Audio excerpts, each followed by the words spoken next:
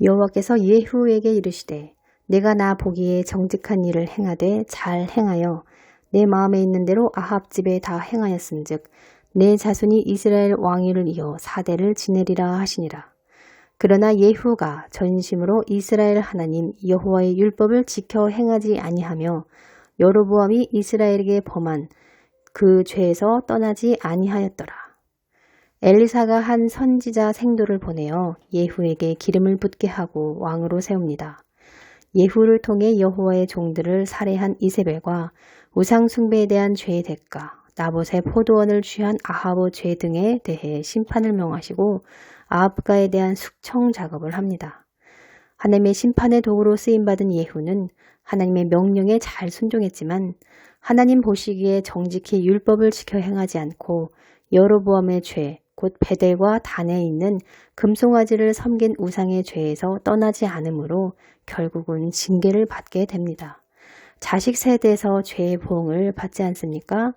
다윗이 우리아를 살인했을 때 회개함으로 용서를 받았지만 그 죄의 대가는 가족 대대로 칼의 저주가 임했고 아합 역시 하나님의 심판이 임할 거다라는 엘리야의 예언을 받고 회개했을 때 용서를 받았지만 결국은 자식 세대에서 그 징계가 내려졌습니다.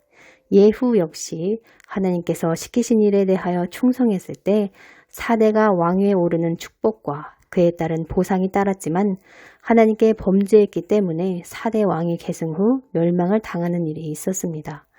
이는 공의로운 하나님의 속성을 잘 나타내 줍니다. 죄를 회개했으면 단지 입술 회개로 끝나는 게 아니라 죄로부터 돌이킴이 있어야 합니다. 그것이 하나님께서 인정하시는 믿음의 결과입니다.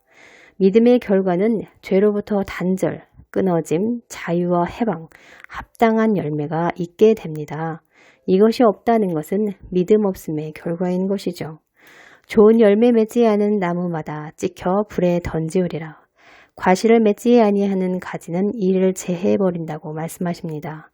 이미 도끼가 나무 뿌리에 놓였으니 좋은 열매 맺지 아니하는 나무마다 찍어 불에 던져지리라.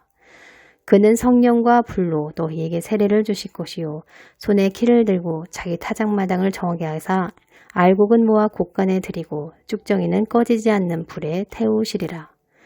성령 세례, 불 세례를 받으면 사람이 근본적으로 정화되고 변화됩니다. 신앙생활 오래 했는데 예나 지금이나 변함없이 똑같다는 것은 형식적인 종교생활, 종교인으로 살았거나 성령 세례, 불 세례의 은혜가 없었다는 뜻이며 믿음이 없으니 결과가 나타나지 않은 것입니다. 예를 들어 시기 질투를 회개했다.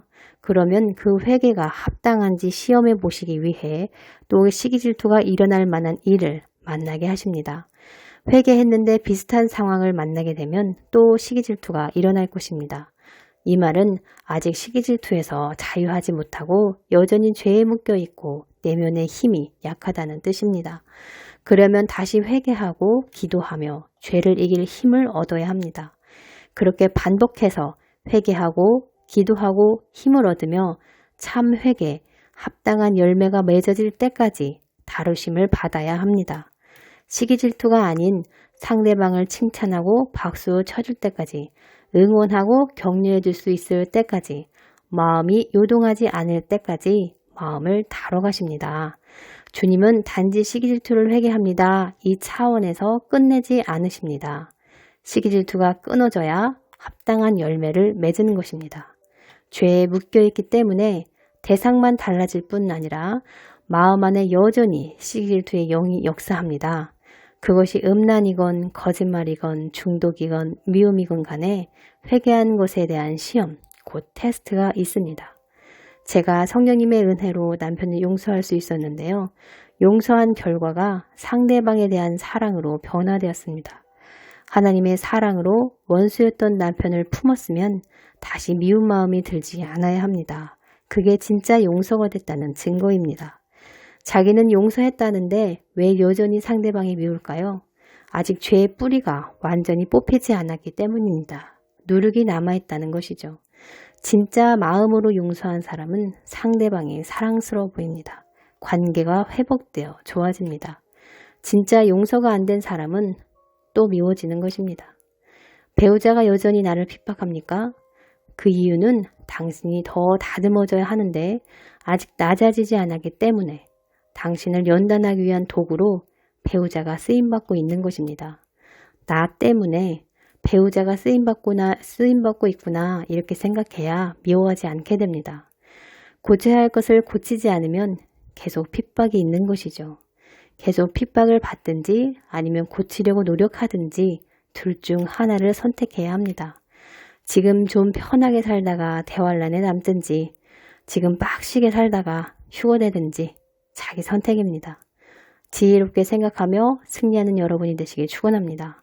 오시는 분들에게 성령 세례와 불세례가 임하는 은혜가 있기를 예수님의 이름으로 축복합니다. 감사합니다.